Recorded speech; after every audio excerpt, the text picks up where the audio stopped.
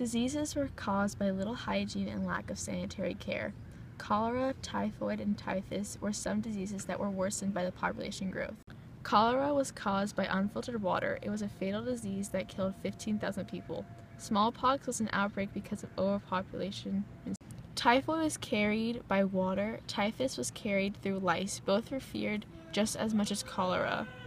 Tuberculosis was another feared disease that was caused by poor living environments because they breathed in sputum that already had disease in it. All diseases were caused by poor living conditions. Lack of medicine and closed living conditions caused many diseases and deaths. Infrastructure in the Industrial Revolution was rather lacking. Back-to-back terrace housing provided buildings connected to each other except for the front, which was the only exit.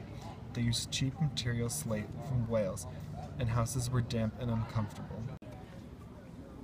Tenements or multi-story buildings divided into apartments had no running water and no sewage or sanitation system. As a result, waste and garbage rotted in the streets. Sewage was dumped into rivers, which was responsible for an overwhelming stench and contaminated drinking water. A lack of structure was responsible for the spread of disease. As industrialization occurred, the middle class emerged. This led to the beginning of suburbs, or socially segregated neighborhoods. However, the majority of the people living in industrialized areas lived in terrible, harsh conditions because of the lack of money and overwhelming population. These issues began due to new advancements in farming technology. More machines meant more efficiency, which also meant that less people needed to work. Lack of demand for farmers led to masses of people migrating from farms to cities. Growth of industry and rapid population growth dramatically changed the location and distribution of labor and people. Populations within cities grew dramatically.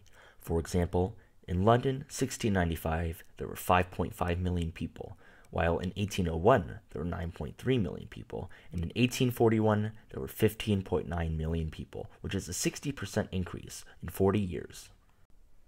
Cities needed cheap housing to accommodate the influx of citizens, and a lack of building regulations and greed led to builders building whatever they wanted.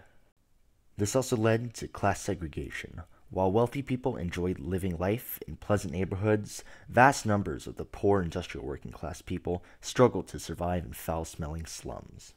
This was also the birth of the industrial middle class, and entrepreneurs paved the way to the future. During the first 60 years, the government created poorhouses, housing 200,000 people in 1843. Factory Acts in 1844 and 1847 limited work hours for women and children and